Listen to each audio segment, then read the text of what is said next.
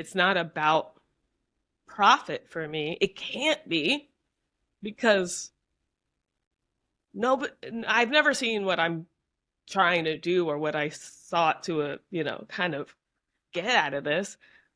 But when I start using my business money brain, then it's like feels too akin to, labor that people don't want to pay for. Because I know white women will not pay for it. They barely, it's not in your nature epigenetically probably to pay for something you aren't being forced to because you're winning if you get away with something, right? If you can get more for less, that is the better decision. That is the right thing. The way white women come for swag and free t-shirts and all that stuff, and it's like, if you're giving it to me for free, but that's whiteness, that's like capitalism. If you're giving it to me for free, then that's on you.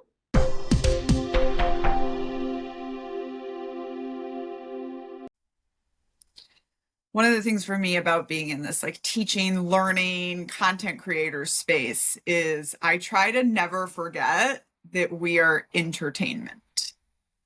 And I know that that's very like commercial or something, one of the things I remember telling my husband when I was starting this journey, and especially because we are both pretty awesome storytellers. And I told him, the entertainment class can often live like with the upper class, but you must never forget that you are the entertainment.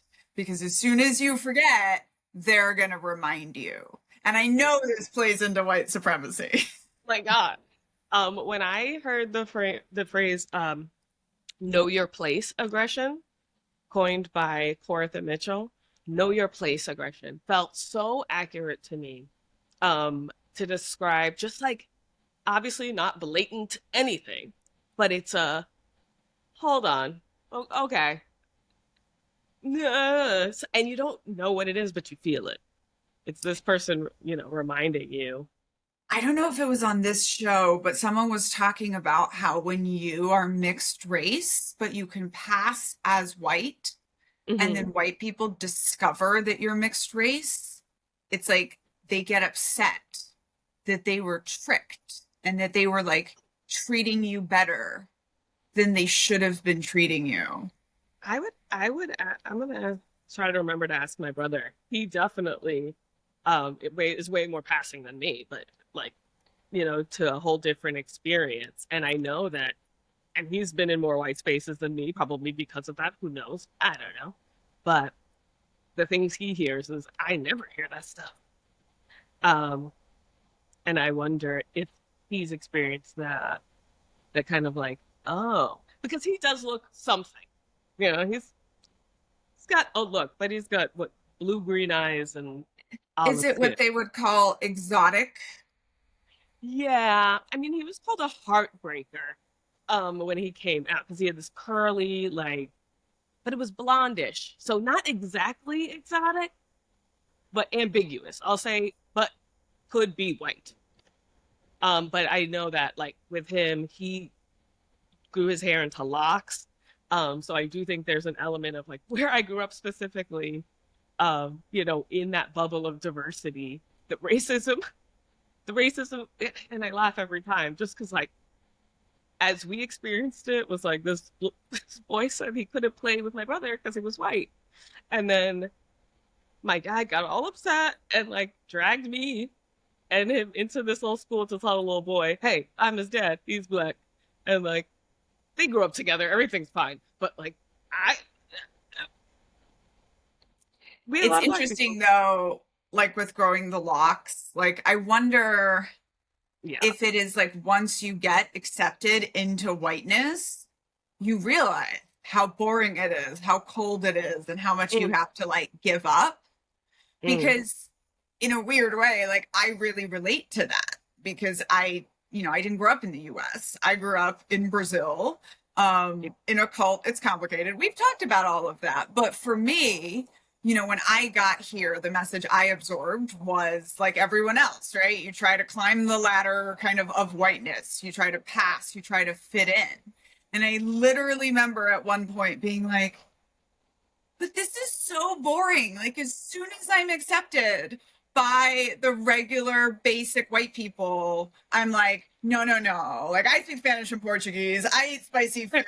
Like, I wear color. I don't want to be here. Uh-huh. Yeah.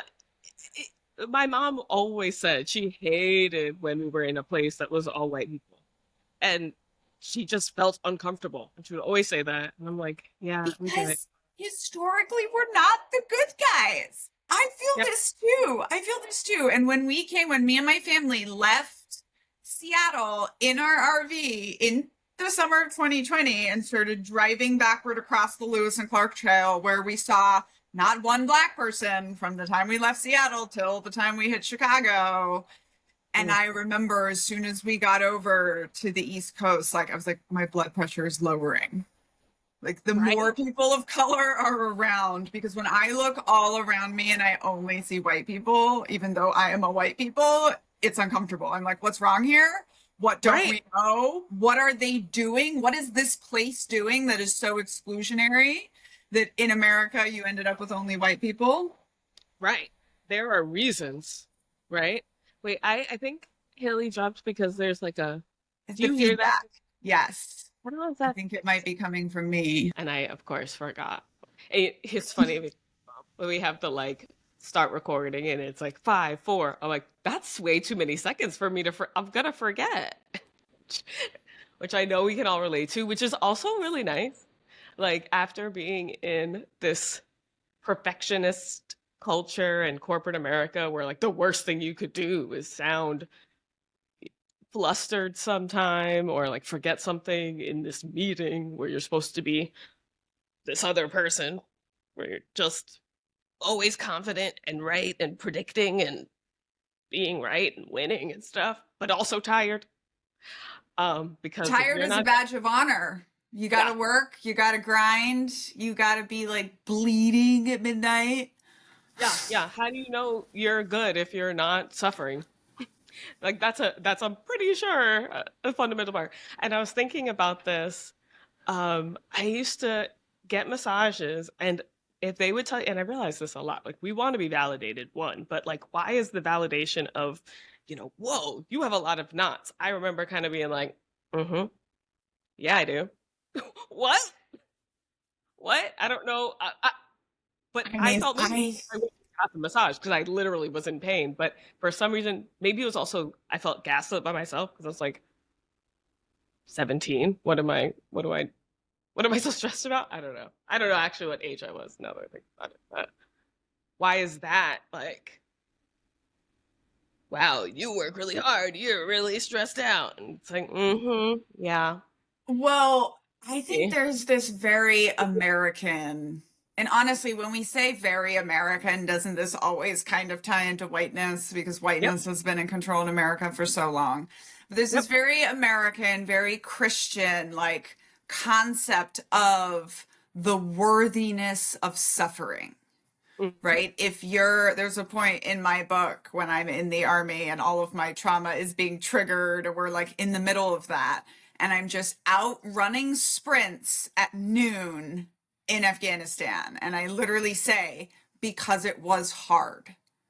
Yeah. Oh, Like, yeah. and I mean, I think that this is part of like growing up in a cult. This gets worked into us. Like, you're never supposed to be idle. You're always supposed to be busy. You're always supposed to be doing something productive. And productive in a very specific, visible, tangible way that can be proven to the person needing the power, right? Because Mm-hmm. realizing that rest is productive isn't fully clicking with me, but it is. I know that rest is productive. You need to rest in order to keep going, but the short-sightedness of whiteness also is just, but let me see right now. What do you mean? Prove it. Are you throwing up? If you're throwing up, then that means you're sick. If you want to not be here anymore, well, that's just, get over. There's just such a linear but like fixed but ambiguous sense of what that means to be productive. It's to produce for a white man by the end of Right. at the end of the Right. day. Yeah. Because I don't feel And productive. it's even so interesting, even in the whole like work from home, go to the office debate. It's like they've done these, everyone's concept is, oh, if you're not in the office, like you're just being lazy, right? But Right. they've done these studies in organizational psychology, which this is my background, and they found out that like people only work pretty much 4 hours a day. Like Right. when they go into the office, they're still only working that same to 3 to 4 hours a day that you knock out at home that makes you feel so energized because you did your whole work day in a few hours. Like that's just worked out over the course of 8 hours in the workplace. But like it's so interesting because no matter how we try to slice these things and shape these behaviors, I feel like our humanity like pushes back and is like, no, we're not gonna, I mean, do this. what is lazy? They still refer to black people as lazy. What did you do except for make other people work? Like how the nerve. What does lazy mean? I heard recently, which I guess is the first time it's like enjoying not doing things. Right. But it's like, what's wrong with that? And this, I think, is I- so oh, much in like, the exploitation of labor of cults where this is what we were being taught. And like, I hear it in the rhetoric of the robots are coming. Oh, the robots are coming, which is already like apocalyptic mania and already has so many parallels. But I hear people saying, like, oh my God, we're gonna get a stipend from the robots to live, and the robots are gonna be doing all the work. And I'm like, that sounds fabulous. yeah. So What you're would saying I could just get a universal income and then just be doing what I want in my life, doing my art, being with my family, reading my books, like you're supposed to want to serve someone, something. And if you say, I'm good by myself, maybe in hindsight, some man will say, well, duh, that worked because da, da, da, da, da, da, da. But every step along the way, they're going to tell you this is, I mean, to tell content creators that they're lazy is ridiculous. Just because I can sit on the couch and do more productive things than I've ever done in my entire life, but not right. according to a white man who has no interest in my content. Of course, he's gonna say I'm just lazy. I just want to blah. And also, okay, like where's the virtue in suffering? I was created. I'm a human being, not a human doing, and like that's the start place. But it is hard. I'm not saying that as like a healed person. I'm still working on it. But what like relaxing to me, I could be knitting and shaming myself at the same time. That's easy, you know. Yeah. Shame But is the it's like they don't want you to see the lie, Mhm. right? So this is the thing with cults. It's like the promise that they're giving you is always a lie, right? So when we're talking about like the cult of capitalism, the cult of entrepreneurship or corporate, it's like they want you to believe that you just run harder and faster than everyone else and you're eventually going to win. And this is one of the things I had to unpack about my military service because I really bought into that lie that if I ran faster and jumped higher and did better than the boys, then eventually they were going to let me be at the top of the game. But of course, that's not true.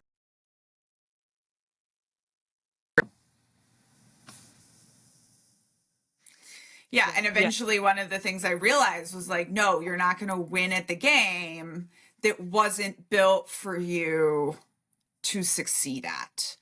Right. Right. But then I also think when you have enough time to relax, you can come up with alternatives to the cult. So like part of why they want you so busy is that you're not able to do anything else. I talk about all the time, like I have a book because I had a spouse who had a full-time paycheck and who was willing to that we decided to keep paying for childcare. And that's why I have a book, because I had the time to not have to work for a living to go write a book. I had so much guilt around using my benefits, my corporate benefits that said if you are mentally unhealthy, you can take time off and get paid at the same time. And every step of the way, I felt like a scammer, even though it was all legitimate and it was true. It still felt wrong to do. And I had to remind myself, like, no, no, no.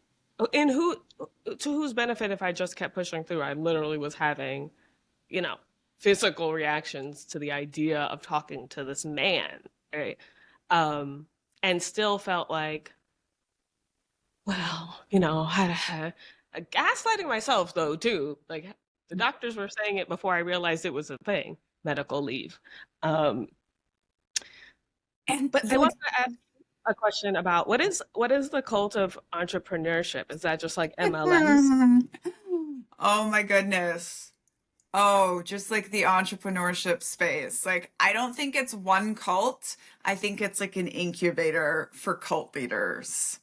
So, okay, when I got out of the military, first I went to work for Microsoft. Then when I left there and I was just like figuring out my own thing, right? It was the beginning of, I guess, the Knitting Cult Lady brand. I just didn't know what I was doing. And I found this nonprofit for helping veterans get into entrepreneurship. And this is a great day to be talking about this because the gurus of white boy entrepreneurship are coming down. I just found out today that Ray Dalio was P. Diddy's finance guy, which is the least surprising news ever. But so, I mean, what I call the cult of entrepreneurship is kind of like startup world. Startup world, Y Combinators. There are recruiters. There are the gurus of prosperity doctrine, which I find to be like Gary Vee, Shark Tank. There was a podcast called Entrepreneurs on Fire, and the whole thing was just talking about how great entrepreneurship is and how great like doing your own thing is. And it was just like, to me, the non-religious version of prosperity doctrine, which is like Norman G. Peele, Trump's guru's thing of like, if God loves you, you're successful. And if God doesn't, you're not successful. So it's just really this cult space. And I think it's like a self-sorting sort of cult leader space, because just in order to be an entrepreneur, you have to think pretty highly of your own uniqueness and believe that you have an idea that nobody else has had, et cetera, et cetera. Doesn't mean that's wrong. I think I've had some ideas that nobody else has had, but it is like you're higher on the narcissism scale than the average bear if you're drawn to this. And everybody reads the same books. It's like the 4-Hour Work Week and Grind and the Messy Middle and Ray Dalio's Principles and, all these different things. And I literally was told over and over again, Daniela, if you don't just grind, if you're not working 16 hours a day, and like I've always had a very strict, I don't work weekends policy, like you're never going to succeed. You're never going to build my thing. And I was just like, you know what? It's okay. Like, I have a young kid. It's just going to take me longer to build my thing. And you know what? The amount of money I sold my thing for, that book, like, I had a pretty successful exit from entrepreneurship. But like, there are rules. There are rules. There's a language. There's exit costs. I mean, it's a very interesting parallel for me. It sounds a lot like influencers. Yes. Because Yes. to be an influencer, it's the same. Social media in general, they're called followers, right? Like literally the first time I got 10,000 followers on a platform, I was like, okay, I have more followers than Children of God cult now, And I found this space to be so triggering. And then the whole concept of influencer thought leadership, I hate it. And I literally, before I got started in this, it's now a 20-point list that I call the Guru Gotcha checklist.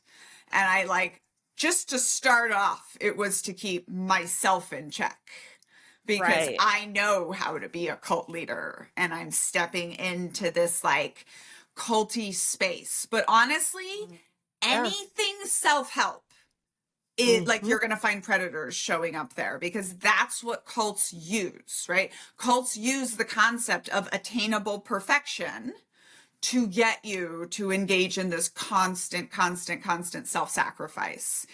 And I kid you not, my chapter on this is 38 pages long, just about like all the ways that we're expected to self-sacrifice in America. Like, not just cults, like America.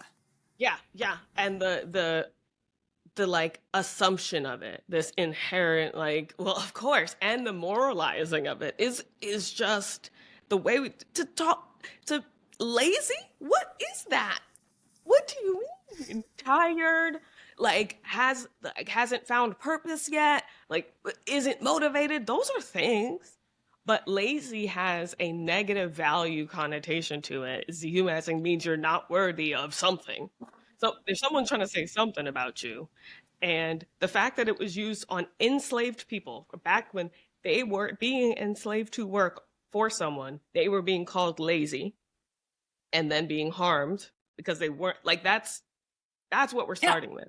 And it's like, first of all, lazy compared to what? Right. What are you talking about? But Like, also, like, Black people have been working harder than everyone else since the beginning of this country. Like, you're not lazy, you're tired. right. We're tired. And also, don't if we don't wanna, like we shouldn't actually have to work at this point. Um, shouldn't have to pay taxes. I have thoughts, but like whatever. A lot of people have thoughts, but so the influencer thing is so because I'm noticing a lot of cultiness. And I don't know if it was last week or whatever when I was talking to you about how I like how you stay out of the trend situations on TikTok and kind of just say the things you stay in your lane for the most part, right? I won't see every single video, I'm not sure, but because when you start getting involved in the broader picture and then you get people who are just there to support this like projection of you, like you keep yourself pretty human, but it's hard out here. But of course there Well, are actual narcissists on here and then and there are it's, people falling into, yeah, and I think you know. something about you and I and what we do is that, like, we don't give people easy answers. Mm, And mm, this is like a cult leader like sign for me. I'm like, when you're promising easy answers to a complicated solution, right? Like a 19-year-old Stanford dropout wasn't going to create blood technology that all the world's best scientists didn't create. Elon Musk is not going to take us to the moon when the world's best scientists can't create a superdome. And Donald Trump's not going to create peace in the Middle East, right? Like, these promises are not real. And that's where I like, just today I've been dealing with this because someone who's also an influencer decided to get mad at me because according to her, I call every group a cult. And like, I don't. I compare groups to cults, and that's my job. And they're getting so mad. And they're like, you're losing credibility. You really need to tell us, where is the line between real cult and just culty? And I'm like, no, this is my whole thing. And I specifically use this analogy in my book when talking about extremism. It's like, there's no line. It's really convenient to look at a map, look at a little listicle, look at some sort of graphic, and be like, there's all these lines. But you know what I learned as an intelligence officer for a battalion of combat helicopter hovering over like the border of Afghanistan and Pakistan? Is there's no line in the sand. Like when you get there, there is no line. And the right. whole answer to like, why is this stuff still going on? I mean, racism, the way that most white people seem to truly think you're either just a racist or not a racist, It, honestly baffles me. it, and when you're starting with that, it's like, okay, well, no, you're in this either or thinking there's so many tenets of white supremacy in there, and I get it, and like they're easy to see after the fact. But this credibility thing is so like narcissism cultiness, because What do you mean credibility? What does that mean? Listen to me or don't. I don't need to prove my value every time I say something. I can be wrong and still be a credible source on things that I'm right about. That being wrong is okay. I've changed my mind in the last couple months about stuff. I was And wrong I then. like I'm to right give now. this advice to a number of authors who want to be influencers, but they tell me they're scared of cancel culture. And I'm like, first of all, look, I white woman all over the place so often that I've developed a term for it. And you know what I've ever suffered other than some shame and embarrassment and losing some followers? Nothing. Nothing. You just apologize. And you because you're generally a good person, people are, if you're showing up and giving good information and doing good stuff and trying to help, people are going to be understanding of that. People develop. It's okay. This concept that you have to show up and know everything all the time. The reason I decided I had enough content to have a channel wasn't because all of my studies or my degree. It was because I was gonna be doing a 3-year long research project and learning a bunch of stuff. And I was like, I can bring this every day.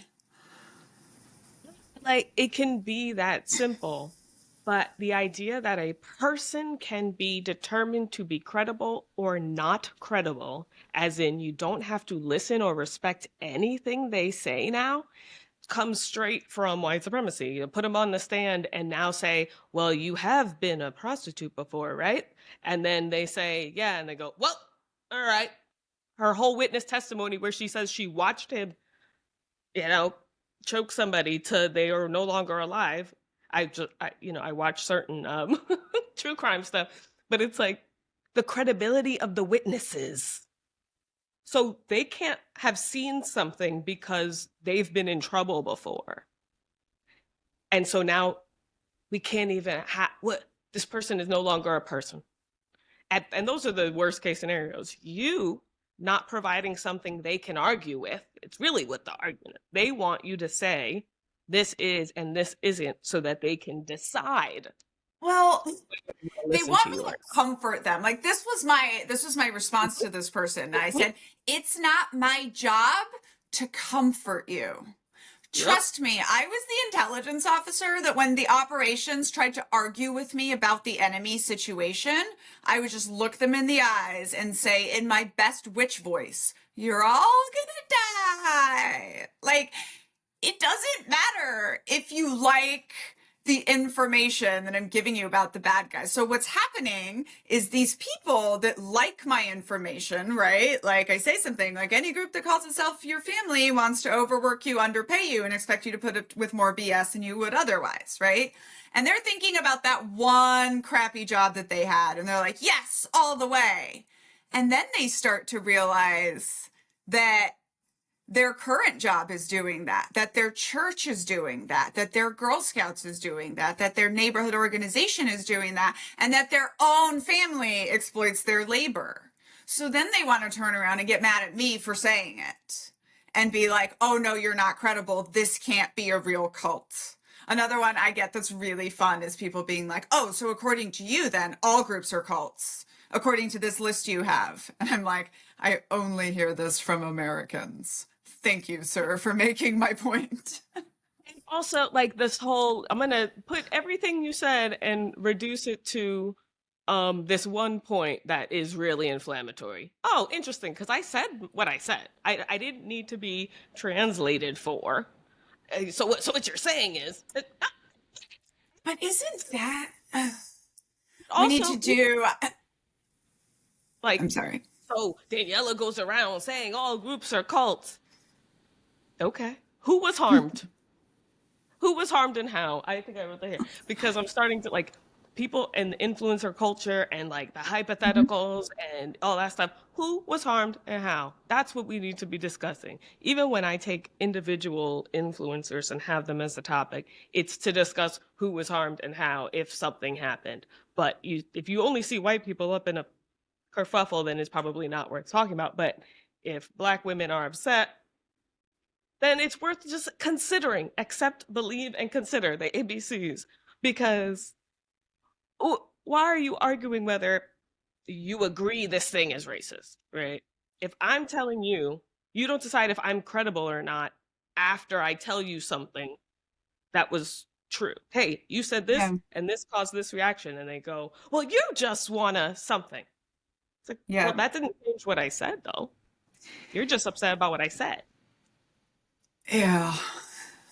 It's, And it's, I want to talk about too this idea of like the tyranny of a definition, right? The idea that you can take yeah, these complex topics and define them easily, right? So I always have people be like, that's not a cult. A cult is blah. And they spout out like literally one sentence. And I'm like, okay, as someone who grew up in one of the world's worst cults, I didn't want to put a definition on it. I fought this for over a year because yep, I know firsthand, as soon as you put a definition on something, then those toxic groups take that and use that to teach their people that they're not a cult, right? But then, so I already knew this, but then what I've learned, and I'm doing a university talk and I'm going to like leave them with this. I'm like, what I've learned is like, not only is this topic too complicated for a definition, it's too complicated for a book. I'm trying and I can't put it all in one book. But since yeah, I'm doing content about it at the same time, I'm starting to understand. It's like what this takes is thousands of hours of mm, conversation and nuance and the expert learning and growing and getting better examples from other people and tying those in. And it's like, that's how we understand something. I mean, that's why I didn't just call you up and say, hey, Rebecca, what's the definition of white supremacy? Right? Like, we're here right, having long conversations about it. right. And it's learning all the time. So how can you limit it to a book that was written once, one time, and then that person, you don't know how they feel about that book anymore. You're just deciding that this is, this is where worship of the written word really comes in, is there's a false sense of objectivity that comes with that book. That now you have done this, you have said this, this is more objective than if it were just two people, an anecdote. I don't know. I see white people in my comments all the time saying, no, proof. No, this is an anecdote. This is a primary source over here. And meanwhile, I'm like, okay, but I just told you something that you're just want to tell me why I'm wrong about this white man from the 1800s. It's like, well, see, the reason you think you can tell me and talk over me about that is because of the thing I'm complaining about, racism. But there's the self-righteousness that comes along with being a part of a group. It seems because every group needs to identify itself by what it's not lately, or maybe always. At least these harmful groups, let me say. The I was groups going to we're say talking, that's a culty thing, right? When that's people are like, that's what right.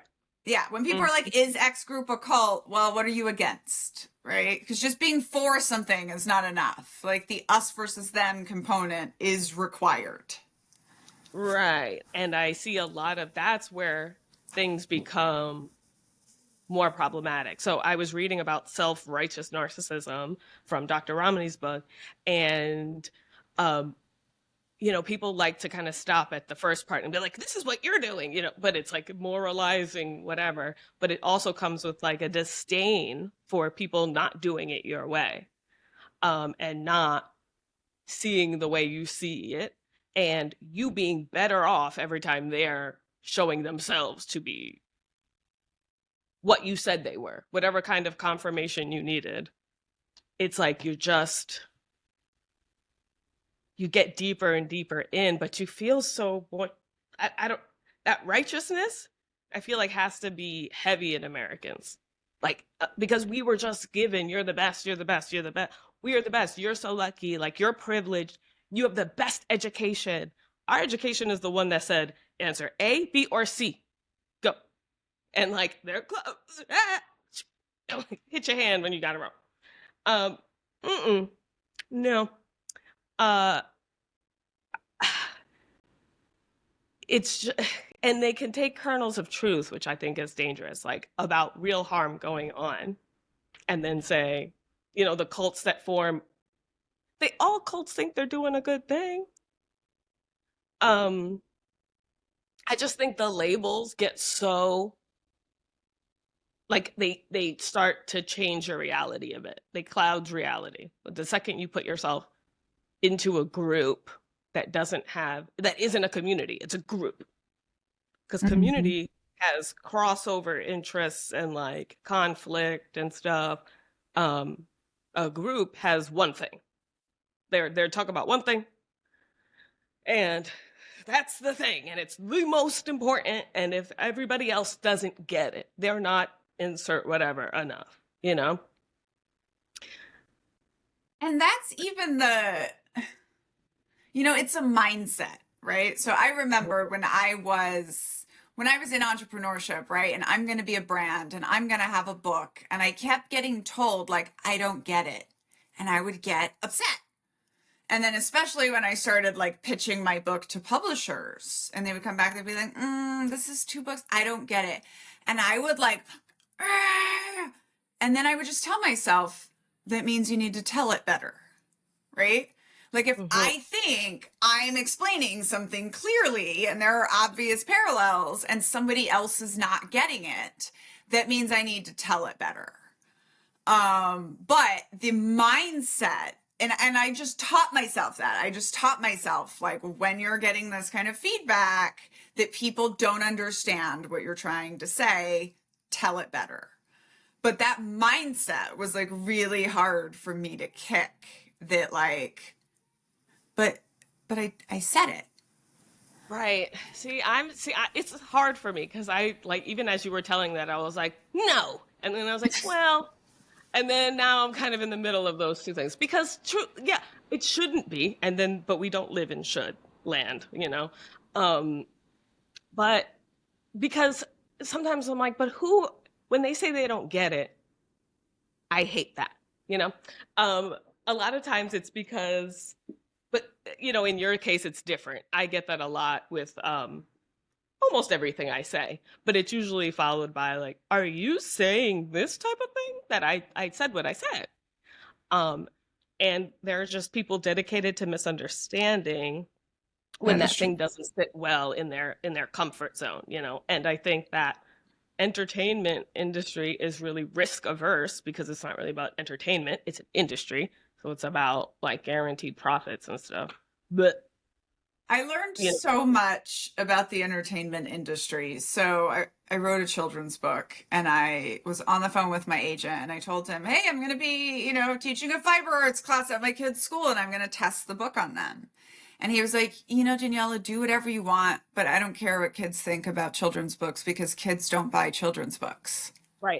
right. And Yeah. I was like, boom, immediately, right? I was like, oh my God, this tells me so much about just everything, the way we market everything, the way it's like we're not making things for the user, we're making things for the payer. Another thing from the cult of entrepreneurship. Like you need to figure out who is your user and who is your payer. The reality is you have two different messages to those two things. But Yeah. the product should be made for the user, not for Right. the payer. Right. That's how cast clouds reality, right? Because you take something that is obviously true. You should, if you're making something for someone, you do it for someone. Like you just said it. You just said who you're making it for. But then you throw in this abstract value system that has nothing to do with actual value of the thing. Now it's just this dollar amount because that can be replaced with other things, and what does this mean? Is this the right decision? You've been given the framework of right decision, wrong decision, and that includes financial efficiency, which it has nothing to do with whether the product is good. It really doesn't. It can have to do it, and only if you're thinking long term. right? I had to think long term with my strategy because I definitely had to be mindful before doing any of this work. I mean, it still happens that it's not about profit for me. It can't be because no, but I've never seen what I'm trying to do or what I sought to, kind of get out of this. But when I start using my business money brain, then it's like feels too akin to, labor that people don't want to pay for. Because I know white women will not pay for it.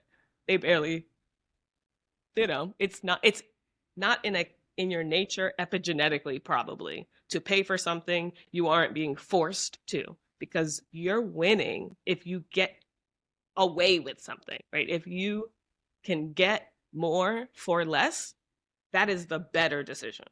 That is the right thing. The way white women come for swag and free t-shirts and all that stuff, and it's like, if you're giving it to me for free, but that's whiteness, that's like capitalism. If you're giving it to me for free, then that's on you.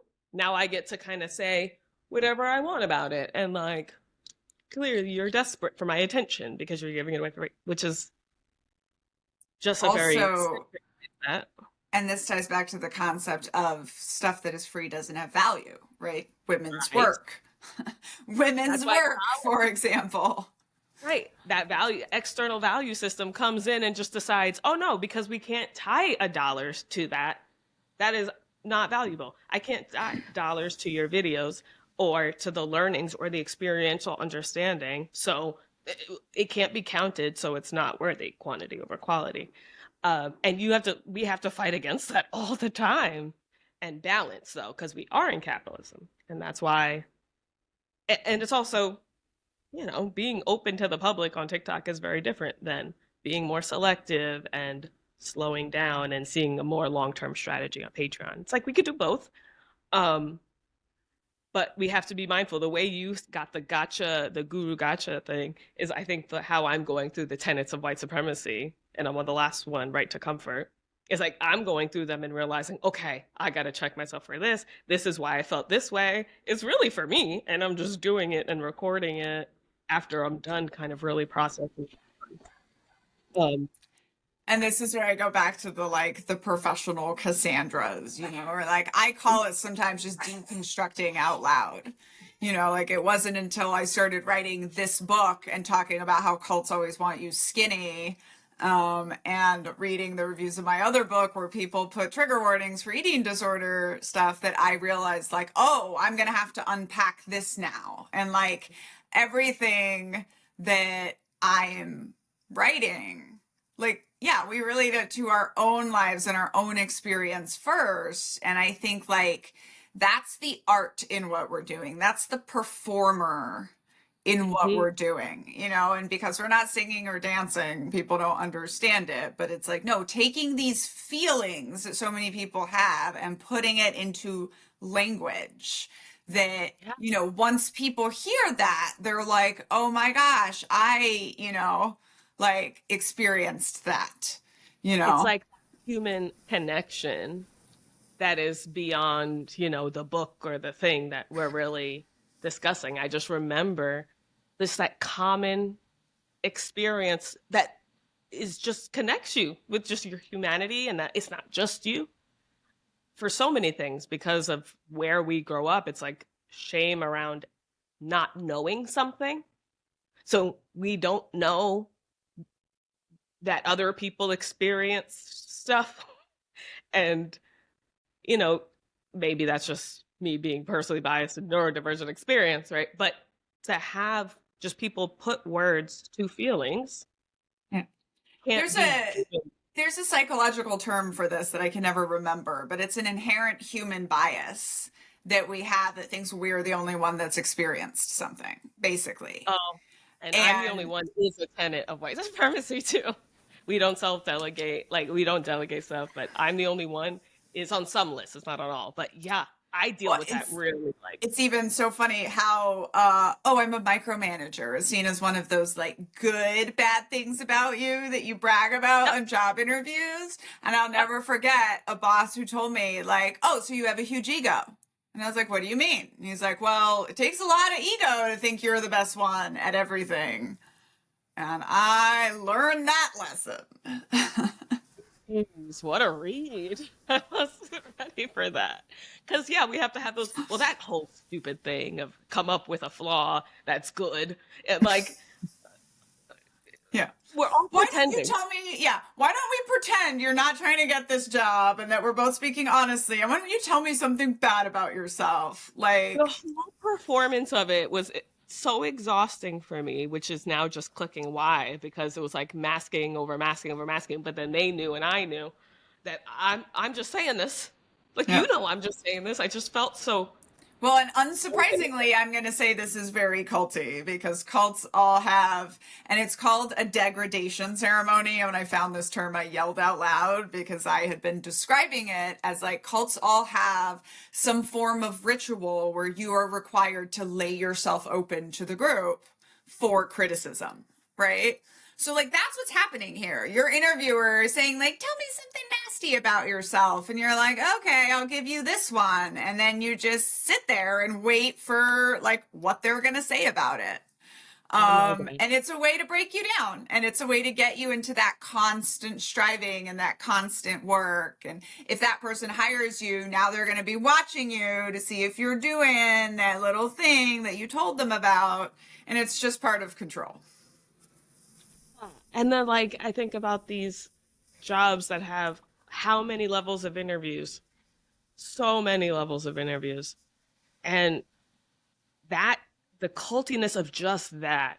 Because, like, how much of it at the end of it is you deciding you actually want this job? Do you, four, five, six interviews where every single time you are in this hyper vigilant, nervous, anything could happen because you have to prepare for all versions of all these questions. Don't let it be a case interview where it's like, tell me how many golf balls are could fit in the Empire State Building. Yep. Plus, they often get a little bit of labor from you in these long interviews. I don't know if I once had to write like a 2,000 word paper on analyzing something going on in the world for an interview to be like a security officer. And like, Well, they didn't get the say, job, but they got my paper. You know, they have right. people program stuff. They have people build PowerPoint. Like, Oh yeah. it's bonkers. They say that you have to be doing the job for at least however many months before you, if you're like we're internal, you're in the cult already, and you want a promotion, you kind of have to prove that you're worthy of the job by doing it first in your own job, and then you can get that job. And I was just like, what? This is What? another one of these things I see all the time. And like, this is advice I've given people. Like, if you can't get paid for a job, just go volunteer somewhere, do it for free. And then you can use that experience, right? And that's kind of what happened here with Haley, our producer. But the problem with this thinking is like, but she was capable of doing the job because she did it.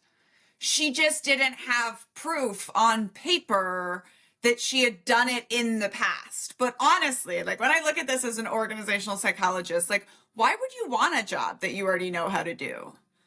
Right. Like, Like, but so if I'm already doing it, I don't understand. The math wasn't mathing, but it's just like, well, that's just how things are, and then goes back to that objectivity and just kind of like, well, this is do it this way, part and of this was part of my decision to get out of the military. That like because of the operational tempo and the fact that like we were going back and forth to war so much, I ended up doing this job as a captain for 3 years before the Army had the chance to send me to their schoolhouse to teach me how to do this job. So after doing this job for 2 years, for 3 years, including at war, it didn't actually count if I didn't go spend 6 months at this class getting taught how to do that job. And then they'll And say I was like, like, nah, I'm good, because the second I'm out of this cult, all my experience counts. Like, no civilian has ever looked at me and been like, I don't think you know how to be an intelligence officer because you didn't go to the course. right. And the paperwork, it's just more paperwork. And, but white people, sorry, their paperwork. Oh my goodness. I called it, I was making a joke, was talking, and I called money white man paperwork to refer to something. I can't remember. And someone got so upset with me. Did you just refer to money as white man paperwork? I was like, is it not? Well, I know that the objective people, well, actually, I know that paper isn't money. It's cotton, which is, not better. But but also, I would be like, can you show me the American dollar bill that has a black man on it, please? And the fight for it, which is like ridiculous. I would hope, I remember when they were talking about Harriet Tubman being on something. And I was just kind of like, yeah, but we wanted to stop being, killed by police. But And y'all also, like, well, but also, Harriet Tubman was going to replace Andrew Jackson. Maybe only second in bad, horrible awfulness to Donald Trump, but like maybe the same, right? Andrew Jackson, of all the racist, horrible people, she was going to replace Andrew Jackson, and it failed. Andrew Jackson is on our money? Yes. And then these are the same people who are like, I'm pretty sure it's a 20, but if I'm wrong about the 20, it wasn't right. the 20. I think she was going to be on the 20, and who's on the 20 Yeah. now is Andrew Jackson. Yeah. Yeah. I mean, if that, oh my gosh. But then these people also say, like, slavery was so long ago, you really need to get over it. If you could unname all of your things, like, but you want us to remember presidents and put them on the money that keeps us all yelling at each other and screaming and having these weird value systems that we would never have without it. Because we'll say, I keep giving the whole like, if would you run your mother over with a car for $5 million? Like, the fact that that's a thing, I think that's the problem. That kind of changes how we make decisions, and I don't think that's a good thing. But it also, like, there's a moralized nature to money, to having it, And which also, is gross. I think that, I don't know if it's the money itself or just the gross. system. I think that when human beings are in a system, there is a dehumanizing element to that. Mm-hmm. So like when I joined the army, right, there's a week, it's before basic training even starts. And the best advice I ever got was reception is worse than basic training and basic training is worse than the army. And this week is called reception, which is the same thing it's called in prison. And this week is literally just standing in lines and sitting in waiting areas as they systematically process you into becoming a number, right? Like my name is no longer Daniela Mestinek. My name is 0986, the last four of my social security, and you are being systematized into this process. And literally every single person has the, oh my God, what did I just do with my life moment? Because it's so dehumanizing. And I personally think, as someone who's extensively studied systems, that like, this is the problem with system. This is the problems with groups versus community, as you said. It's that like literally how cults break you is getting you to self-sacrifice every bit of individuality so that you no longer think of yourself as a person. And then you're basically a living puppet that they can move around the way Cam moves Taylor Swift's hands on the Eras Tour.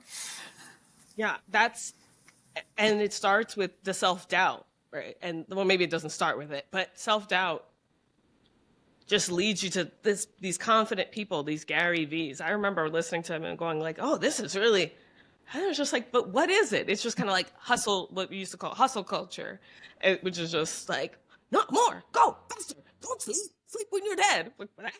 That's another one I want to add to my list. Sleep when you're dead. Because well, you can, that's not, let's stop that. We can sleep now too. Those are both. But actually when you're dead, you're not sleeping. You're dead. That's not how that works. One But of the things when my husband retired from the army and I was doing my own thing, so this was like our freedom, by the way. And like, when I mean freedom, I mean he hadn't been anywhere since he was 17 where he was allowed to cut his hair however he wanted or be 251 miles away from home without permission. Right? So our one of our first things of freedom for the whole summer we were driving around in our RV and we were not going to set alarms. And then with the way life worked out, I haven't started setting alarms until this fall when they put school really early. But like I got 4 years of not setting alarms. And what that means is when you are regularly not waking up to an alarm, you're getting enough sleep. yeah. It means your body is getting enough sleep and waking up when it's ready to wake up. And the way this has changed my life and the way that like, look, I was always waking up between 7 and 7:30, right? But now my alarm goes off at 6:45 and like the way this is ruining my life. We're not supposed to get this like that's not natural. It's Did a you ever form consider of getting torture.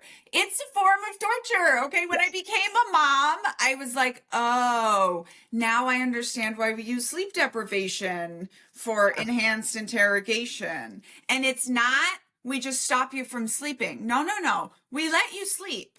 Then we Oh, wow. put something blaring right next to you that you have to deal with before you can go back to sleep. And then a few hours later, we do it again.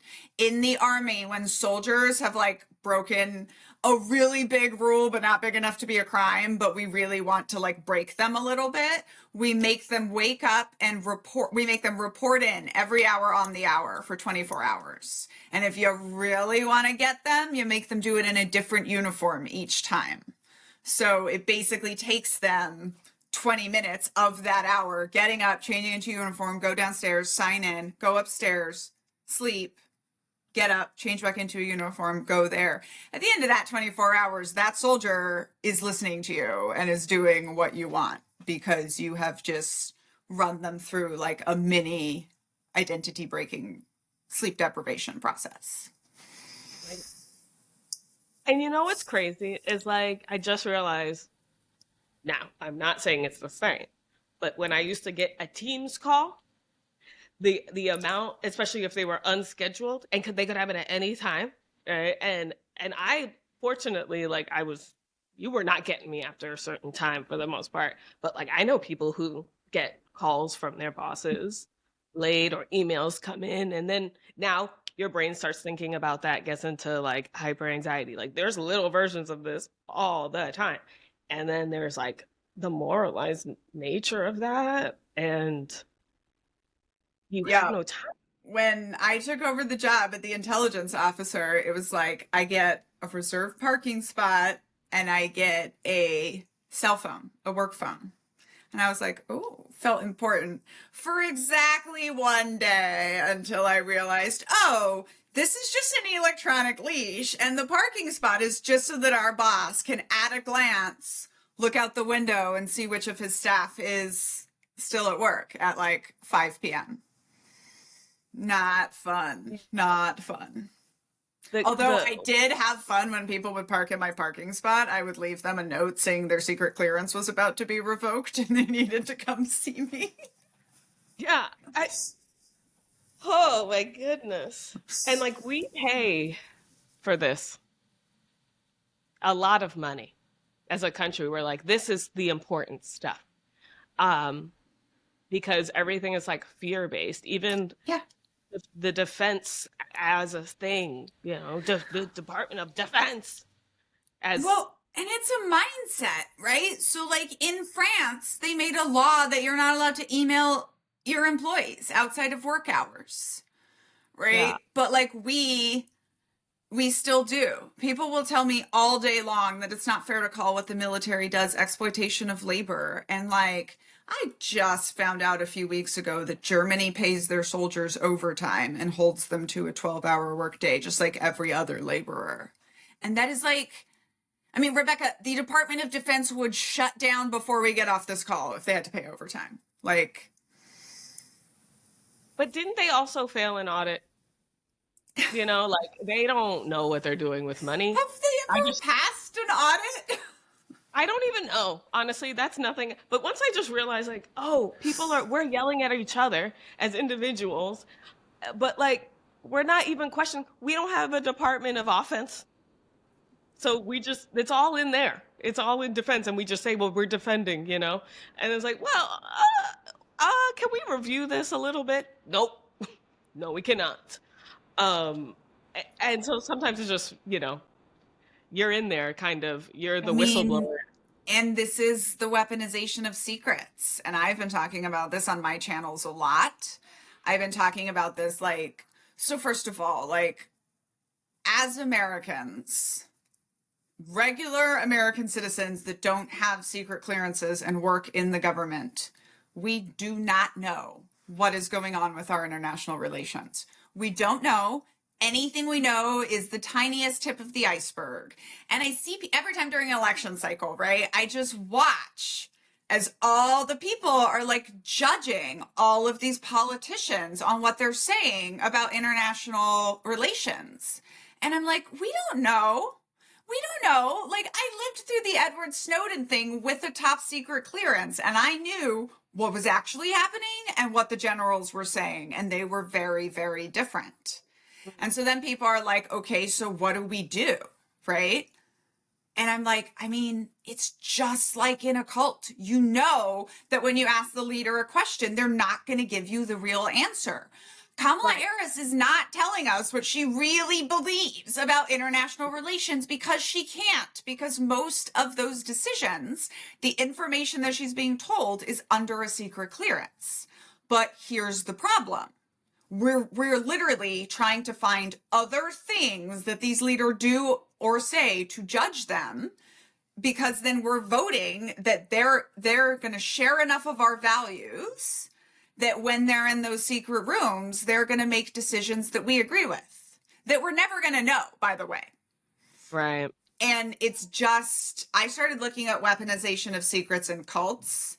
And then when I realized it, and people are like, well, what? Sometimes you have to have secrets. You know, I call it justified lying in cults. And they're like, sometimes you have to have secrets. And I'm like, I mean, that's true. I worked in top secret clearance, but also the secret offices were also the most toxic behavior, right? Yeah. Like, I think and that's what as you makes it mentioned, many of us feel Mhm. entirely deceived with what we were taught the American military does and what the Right. American military actually does. Like, I kind of hate it when people say, thanks for fighting for our freedom. I'm like, how did me being in Afghanistan help American freedom? Like, it didn't. We were sold this lie, but it didn't. Right. And I don't know the value of secrets. You know, I don't think it's worth it. I think there's too much room in there. I think transparency is better for whatever cons it has. You know, who benefits? Who Well, benefits? and Who are it quiet. will not surprise you to know that it was a white man who worked for a very white king, William Cecil, Queen Elizabeth's spy master, Queen Elizabeth the First. Mm. But Queen Elizabeth II had a spy master too.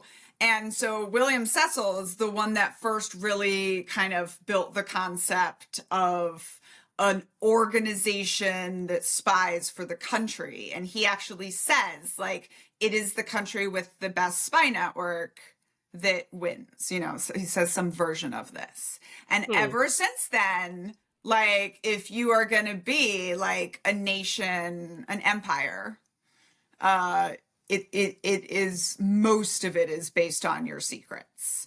So but like every system, it's complicated, right? If we just did away with secrets, I mean, there are thousands of people every day trying to kill Americans. It would not be what the country wanted, but at the same time, the Department of Defense and the American military can do absolutely anything they want under what you said. It's defense. And like, what is the assumption of human nature that it goes into making some of these systems in the first place? Like, you're working with patriarchy, not matriarchy. War is not, I heard somewhere, is like, was waiting to be discovered by man. No, no, you can't tell me it was an inevitability. Just No. make it, no, we don't need them. It's There was a book I was listening to about Lilith, and it describes, it's fiction. Lilith is the wife of Adam before Eve. And basically, he couldn't break her to patriarchy. So she leaves him, and then God gives him Eve, the perfect woman. And Lilith, so when they're in the garden at first, they're equal. There's because the Bible is just books that were chosen, right? So there's all these references to Lilith in a bunch of other things outside of the traditional Bible we're given. And so Lilith has been this feminist hero for a long time. But anyways, in this particular retelling of it, they're equal. And all of a sudden, one day, Adam just builds a sword.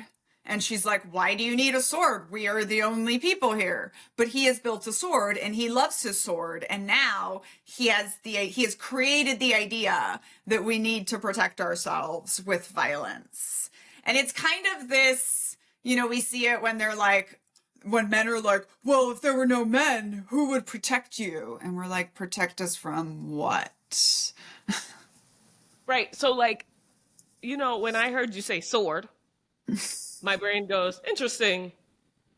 Like his sword analogy, metaphor for something else also, because, it's there. You got to do something with it. No, incorrect. You could just keep it to yourself.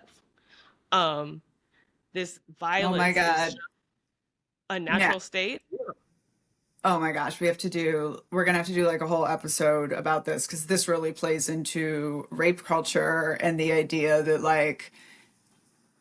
until women made up a significant portion of the military, all of the whoring you could possibly imagine was allowed and accepted in military culture because men have needs.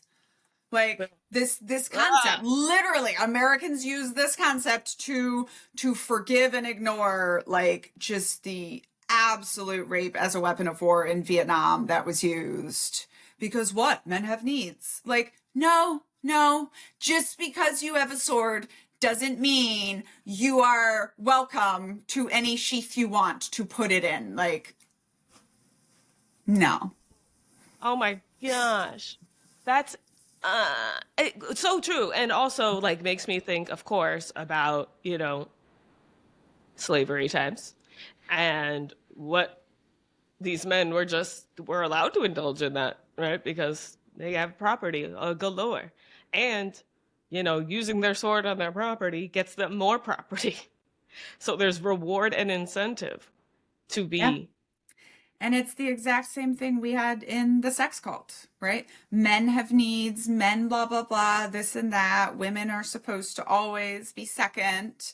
I mean, this is the message women are being told in so much of religious America, right? That you're supposed to make yourself available to the man anytime you want. And it's property, right? It's this idea of being property. And it honestly dehumanizes men as well. And but what if they're not feeling that, this need all the time? Then there's this, what's wrong with me? If that's the one message we're all getting sent is because I heard a lot of that, women, anytime they want, they could get, men will always. And I'm like, gosh, men are just, and as much as it's it started to understand some of the violence. I'm not saying I want them to be. I don't want any swords near me anytime soon. But it's so bad all around. Like we said, the mean girls aren't, I mean, the popular girls aren't having fun, right? They're not happy. Um, and just like the men, like they're not, as much as they benefit from the system, like we talk about with white women, it doesn't mean they're Yeah. having enjoyable experiences. Well, and this is like the cult leader doesn't have a good life, right? Right. Like Yeah. the cult leader's life still sucks. It's Yeah. better than all of the people at the bottom holding them up, but it still sucks. Like systematized life, right? Like is hard for everyone. Right. I And really like, I'm going to keep thinking about this group versus community thing that you just dropped for a long yeah. time because Oh, part of me for- just thinks like all group behavior is harmful and I see so many negatives in it. But of course, it's all like, I mean, and that's group, right? Because I kind of went through this whole like Instagram is like individualism, right? Then you have Facebook group because you go and you go for one thing, and where TikTok you can have community. Now you can also have groups on TikTok, but there is more community because it's very random. You don't know how you're going to intersect with people, but that's we're in interesting. community. You know, we're not in a group together, but we're in community together. We're like cult community, the fiber arts community. You can be in so many, but in a group, it's like you either are in or you're out.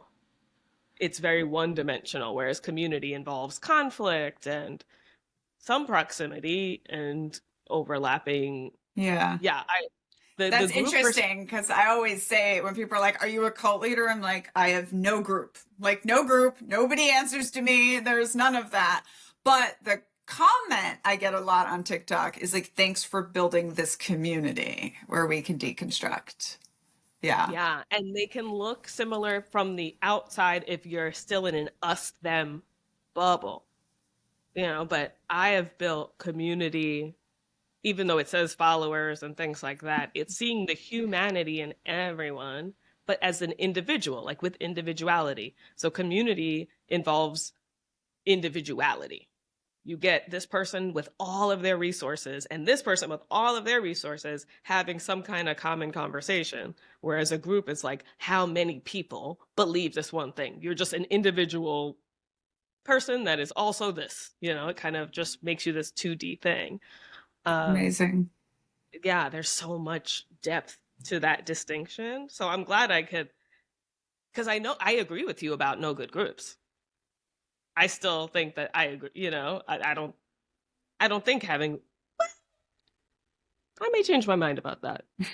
Um, because I if always you say can, I don't know if we can have good groups under white supremacy, patriarchy, and capitalism. You know, that's it. like that's kind of where That's, I get stuck because I'm like, yeah, in theory, I can think of good groups, and I think I've been in good communities. But as soon as someone wants me to like bless off on a group, I'm like, I don't know.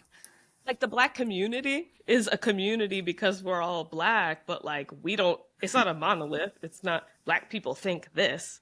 Nah, it's, that's not a group. Black people aren't a group. Black people are a community. And some people agree on stuff, some people disagree on stuff. But a lot of times there's an overlap in our experiences, especially as it relates to white people. Because apparently we're the only ones talking about whiteness. White people are always talking about Black people. And we're talking about white people and ourselves because we like to have fun. But so it's like, that's why I said the first rule of White Club, don't talk about White Club. So I'm like, I don't know if the secrets are good for what overall. The return on investment, I don't think it's that to keep the Yeah, I secret. agree. I agree. I think that with weaponization of secrets, you always get, it is this double-sided sword of like it gives you the feeling of superiority because you have access to the secrets, but it also covers up patterns of bad behavior because Right. there's It just less people evolves that that. can see them. Yeah. Yeah. And then Um, it keeps being unheard of for like years and years and years and no one says anything. And it's, yeah, the weaponization is always going to be the problem. And as long as we're in this value system where we put humans is part of it. So like capitalism would be fine if human people weren't capital. But human people are considered capital. Human capital is a thing in our system. Insurance on Black They bodies. use that term in organizational psychology. Pay attention to your human capital. They're the most important. Like, think about that. Yeah. A human capital. And it's on us. And I think that's how we realized we couldn't operate within that system, because no matter what, you are considered human capital in the system. You have to distinguish yourself as like not for someone else. A human resource. Human resources is not a resource for the humans at the company. You are one of the human resources. Yep. As opposed to the physical resource, like the financial and all of that other stuff. Scary. This But is all we just value about like, yeah. This is all about like what we need to do now is put the humans back in the community, right? Like take the humans out of all their groups and put them back in a community with each other. And this is where we get stuck. And this is what like we don't know how to do it. But again, no easy answers, right? And probably a good place for us to wrap up today. As usual, our conversation was all over the map and completely unpredictable, but that's the best. Yeah, no easy answers. Like, what did we talk about today? There's no easy answers. Okay. That might be the title of our episode. There's no easy answers. I like it. How do you know if you're in a cult, right? We're trying. Yep, we are trying. Well, thank you to everyone so much who listens to us. We are at almost 5,000 downloads on our episodes. So if you are listening to us as a podcast, please, please, please like and subscribe. It helps us come up in the search engines, etc. If you're watching us on YouTube, hi. And also please like and subscribe and tell your friends and bring your knitting or crocheting. And please, please, please follow Rebecca on Patreon. Her details are below. Her tenets of white supremacy are absolute fire. And she's showing you what she's making. Wait, what is it that you're making? It's my the first knitting thing that's actually like a thing. I've done just so many squares and rectangles. I started top-down raglan sweater, I guess. So I'll just leave that. Amazing. I am taking this. I got this at a thrift store, this top, and now I'm just adding a dress. And so it's just gonna expand. Thank you. It's called a pineapple stitch. You'll have to check it out at some point. And I'm going to show you the skirt. So I made this in early COVID days. This is knit, but with like a thread, a yarn that's basically a thread. And I like to say, like, we heard a lot during the early days of COVID that Shakespeare wrote Taming of the Shrew during his pandemic, right? Of course, we heard nothing about the woman who took care of his 3 kids. But I like to say that I also wrote a book during a pandemic, but I also made lace. So am I better than Shakespeare? Obviously. Was he a man? Nobody knows, actually. That's one of the big conspiracies, is that Shakespeare was most likely either several people, but there is a legit belief that Shakespeare was William Shakespeare's sister. Judith Shakespeare was the one that actually wrote most of the stuff, because Shakespeare himself was kind of a bumbling idiot. So was Judith Shakespeare the skinny white woman behind the cult of Shakespeare? Oh my gosh. We just learned so much. This all over the place, but very educational. So much. Your sweater is absolutely inspiring to me every single time I see it. And thank you so much to everybody for this great conversation. And sorry if our sound was just all over the place today. I am having IT issues that I will hopefully fix soon. Thank you. Ta-da!